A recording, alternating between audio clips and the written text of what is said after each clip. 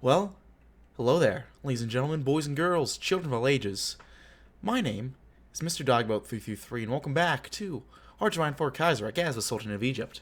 In the last video, we began the Third Arab Congress, and we're gonna have some misadventures. Or get ready to go on some misadventures. So, yeah. I don't care. What is Crazy 8's social security policy? Before the stream started, we watched some Breaking Bad memes to start our video. Ooh. As the inhabitants of the only other independent Arab state, and with the port greatly interested in its dealings, the government of Abdulaziz ibn Saud has sent his representatives to Cairo, interested to see whether we will turn our words into action. An important member of our dynasty was set with them to add gravitas to discussion. Welcome.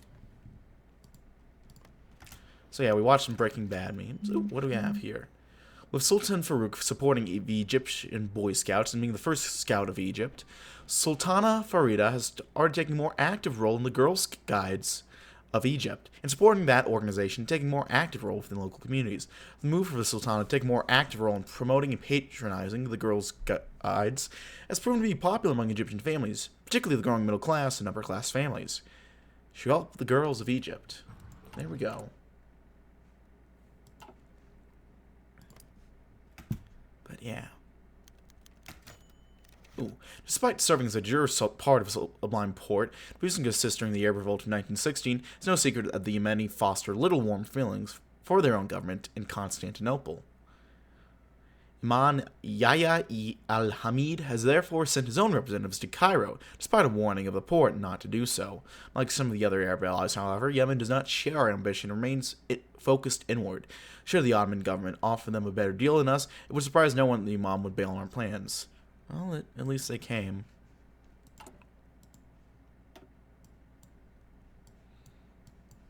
Trying to look at... where is it?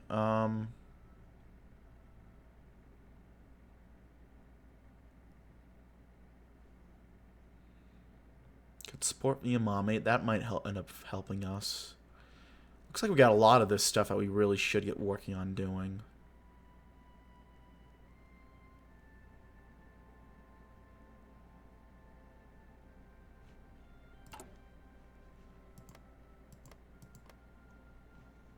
Anyway. Going Libya at this point. Are the allies or enemies at this point? How it's set up right now, I believe... they're a puppet of the Ottomans, so it looks like they, right now, are going to be an enemy. It looks like. But I think we can do some stuff to help sway them to our cause. Ooh. Today, Joseph de Picciotto Bey has passed away. Joseph de Picciotto Bey was a popular Jewish economic minister that was appointed to his cabinet after the Egyptian Revolution. As well as an economic advisor, he was important in helping stabilize the credit of Egypt after independence. Interesting. Probably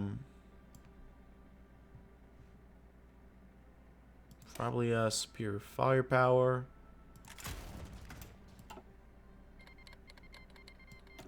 Russian Republic versus Don Kuban. Oh, leader of the Senussi Order and opponent of Ottoman-based Ahmed Sharif I, the exiled Idris has arrived in Cairo. Back in the Entente during the Veiled Krieg and their struggle on Libyan grounds, the leader of the Senussi Order was forced to flee into Egypt when the Italian front collapsed. By many Libyans, he is, however, seen as the legitimate ruler of their nation. Over years, he has steadily been preparing resistance cells for his return. A true hero. So that's the guy who'll help us in Libya. Kind of depressing. There was a time where Jewish people live in Egypt without fear. Those days are gone, unfortunately. Perhaps so. Perhaps so. Representing the secret organizations of Beirut and Damascus, a variety of political exiles from the greater Syria region have attended the conference to attack Ottoman practices in their native home. The Palestinian issue featured most prominently in their speeches, as they see the continued existence of the MOJ as a slap in the face of Muslims across the world. Syria has to be freed from Turkish tutelage, which serves nothing but the treasury of Abdul Mased II. Less radicalized speakers were also given a floor, with even Maronite Arabs allowed to give their say on the matter, preaching a dialogue between the various people of the greater Syrian region, even considering an arrangement with the Jewish settlers. The debate became quite heated. After a representative from Jaffa threw a scandal at his colleague from Aleppo, a short recess was announced and the perpetrator removed from the room. Well, we support the Syrian people. Well, there we are.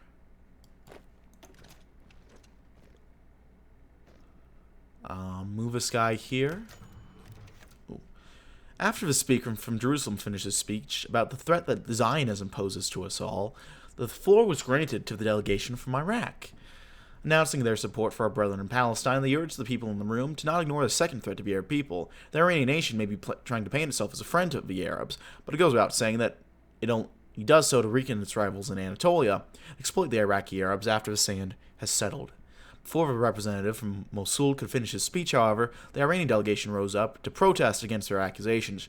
Shall we not focus on our common enemies instead of creating new ones before the first one has been dealt with?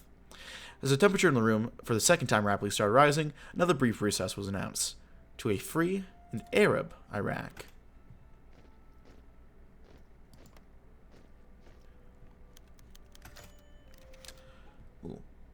Son of Arab hero Faisal bin Hussein, who commanded the Hashemite forces during the revolt in 1916, Ghazi bin Faisal was sent to Egypt in 1920 by his grandfather Sharif Hussein when Ottoman troops marched on Mecca.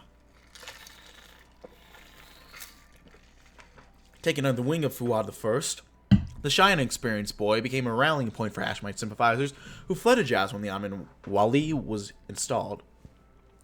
He used to life of luxury at the Egyptian court with his various escapades published in the papers. Many Hijazis seem as disillusioned and removed from the political realities of the region. His calls for a second Hijazi revolt in an Arab state stretching from Mecca to Baghdad, whilst very passionate and only briefly interrupted by a poem he wrote to honor his father, have almost been entirely disregarded by the representatives. When his speech was finally over, all representatives clapped politely. We honor the Hashemite heroes.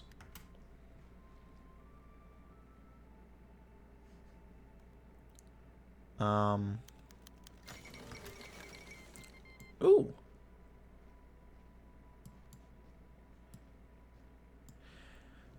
Well, after hearing the tragic accounts of Palestinian Arabs suffered at the hands of the international gendarmerie and seeing the latest data on Jewish immigration, Sultan Farouk I finally took the stage. Condemning the vile deeds his brothers of faith had to endure, he promised the Syrian delegation his full support and promised that the Palestinian people would soon be liberated. Grand applause followed when all representatives gave him a standing ovation. News of his speech was less well received by the significant Jewish community in Egypt itself. These Jews, who enjoy fairly good living conditions and political freedoms under the Egyptian state, are now afraid that this open attack on the Jewish menace in Palestine could send shockwaves in their direction. We support the Palestinian people.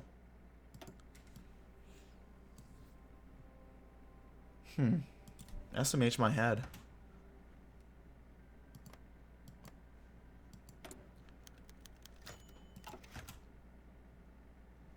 After the speech of Farouk I, the conference has taken a different turn. This charade of a cultural conference to celebrate the Arab people has been replaced with the open discussion of actions to be undertaken against those that threaten the Arab people.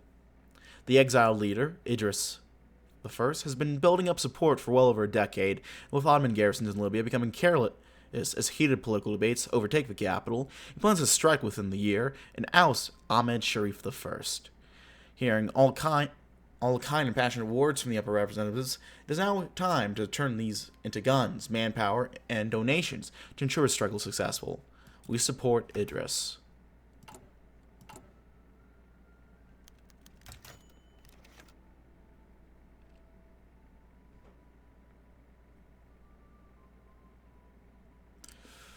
Ooh. With representatives from all corners of the Arab world brought together in Cairo, the time has come to show our hand and dictate the course we will be setting. We have to tread carefully as a multitude of political groups and resistance cells which our operation relies on if we want to keep the Arab states united behind us after their liberation. Well, I want the incorporation of Levant. The question is, do I say that right now? I'm going to save. Because I would very, very much like to take the Levant.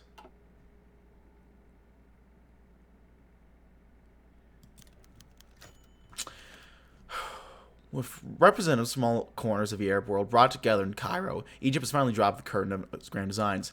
As some already feared and others hope, Farouk I announced his ambition to incorporate Levant within his sultanate.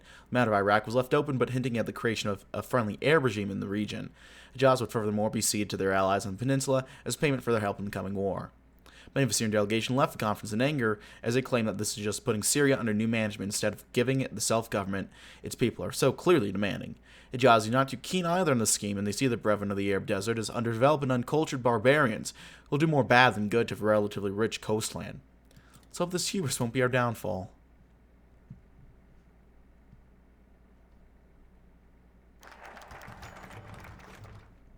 As the sun sets on the Nile, Farouk I closes the conference with another speech, thanking all the representatives for their attendance. It is to all apparent what a formidable display of Egyptian power this really was. Arabs from all over groups, all groups and social standards, have come to be awed by the wealth of Egypt and revel in the freedom that this truly independent Arab state provides. Furthermore, Egypt has attempted to unite the different forces in the region and push them all towards an ideology most favorable to the Egyptian state itself. Look at all those fireworks.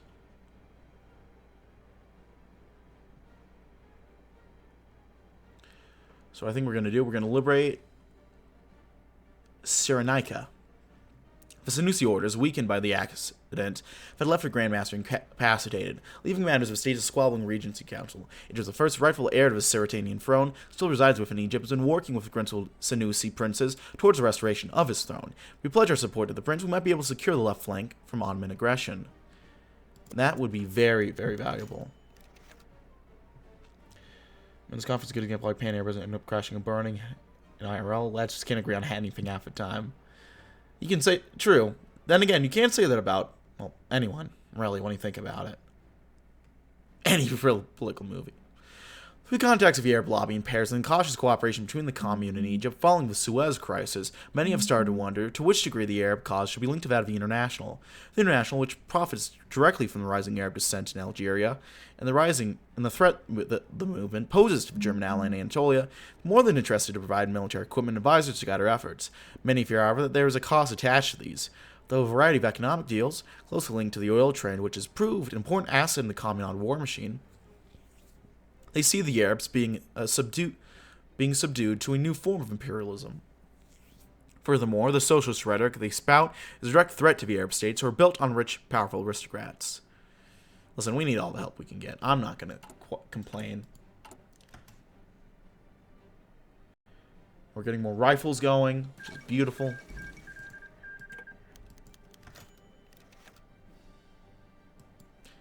And close in the final resolution of the conference, there's a promise by all attendants to join arms should any of them end up in a war with Turks.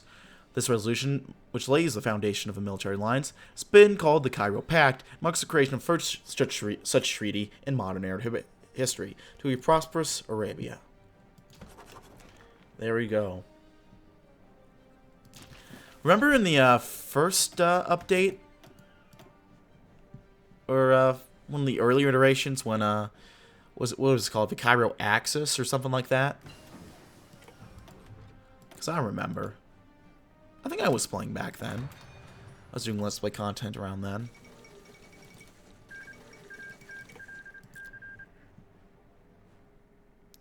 The French Republic is making a pretty impressive comeback, honestly. Saint France is not falling apart too badly. The Confide is won, but Portugal took Galicia from them.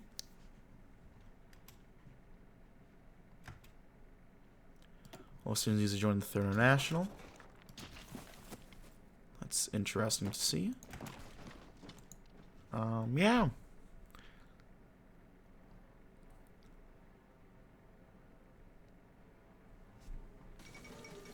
Spanish Civil War is over. Do you remember when you can galvanize the USA into like 6? Vaguely, yeah. I kind of do.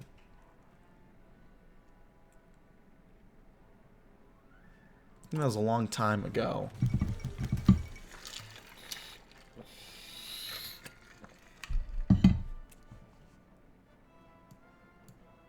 Excuse me? Farouk I was awoken with the sound of gunfire earlier today as a group of conspirators stormed the palace and attempted to remove him from power. Calling themselves Society of Justice, the group was planning to kill Farouk I and restore Abbas II to the throne, the last Ottoman Khedive. Abbas II has recently seen an increase in popularity across the Muslim world as Islamist ideas and history as leader of Egypt have given rise to various groups wishing for his return. Whilst adored by the people, Farouk I is less loved by his officer corps and government, who see in his desires for an absolute control and general lack of knowledge concerning statecraft a recipe for disaster. Nonetheless, the failed coup attempt has come to the end of the Cairo regime. The close relations between the Khedive and the Ottoman government has shifted public opinion squarely against the Turk. Farouk I himself has already called the attack on his life a vicious plan by the imperialist Turks to smother Arab independence, has been heard taking an aggressive approach to the situation, calling for immediate sanctions on the Turks, with some even saying that there was a mention of war with the port. The Turks will pay for this. Well, I'll be a son of a bitch. Gunfire could be heard today in Cairo as a group of conspirators stormed the palace, calling themselves a Society of Justice. This group was planning to restore Abbas II to the throne. The last Ottoman Khedive, Abbas II has recently seen an increase in popularity across the Muslim world due to his Islamist ideas, giving rise to various groups wishing for his return. Nonetheless, a failed coup attempt has come to the advantage of the Cairo regime, as the close relations between the Khedive and the Ottoman government has shifted public opinion squarely against the Turks. Farouk I himself has already called the attack on his life a vicious plan by imperialist Turks to smother Arab independence, and has reportedly started calling for military action against the port, certainly further to destabilize the Middle East. Well, shit. That's interesting.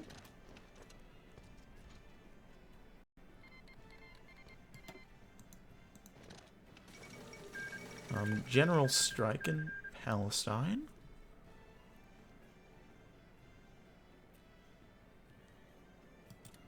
Well, Allah bless them.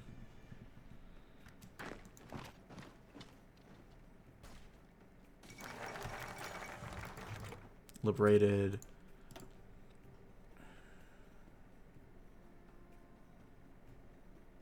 I think it might be the time to do Radio Free Palestine. Initiative Nationalists in Cairo and Palestinian exiles, Radio Free Cairo was set up as a rallying point for disgruntled Arabs in Palestine, and to convince them to take up arms against the imperialist menace. Although the radio was initially aimed against the Zionists and their Western lapdogs, recently radio has shifted focus towards the Ottoman Empire, blaming it for the demise of Arab culture and the destruction of Palestine.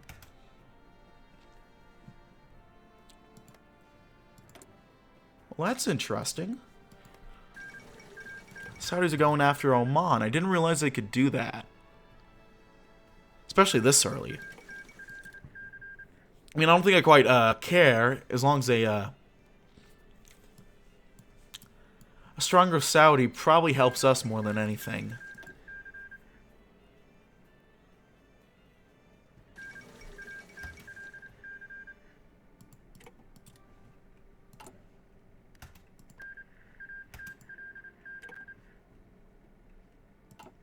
Oh. Let's see if we can't help over here. So let's go to watch if it does a war happen, like seeing the Ottoman Empire completely collapse. Really manage to hold on. Oh yeah, I think this would be a lot more fun to. Oh, Idris, my brother.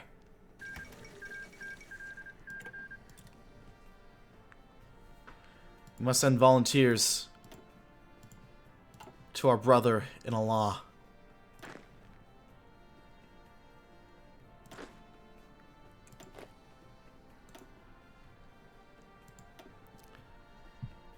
UN peacekeepers now.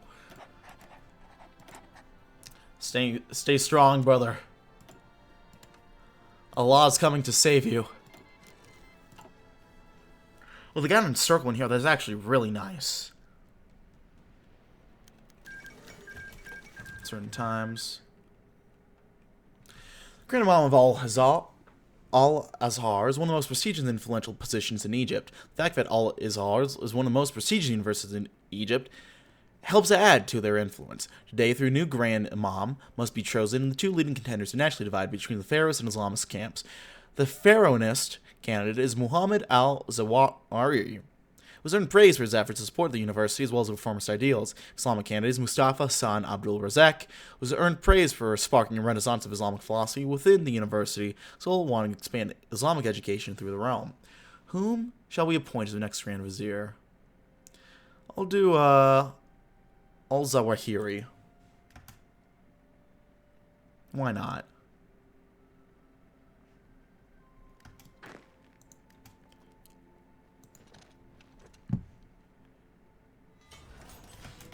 Look at more free civilian factories. It's time to get working on some, military factories, methinks. Though we'll have to see how the construction of those and the rest of this goes next time, because I got in it here. All of you two people, thank you for watching. Like if you like, dislike if you didn't. Check out the comment section. Leaving comments down below if you have any. Check my various links down in the description box as well. That's it for now, my friends. Thank you so much for watching, and I will see you guys next time. Goodbye.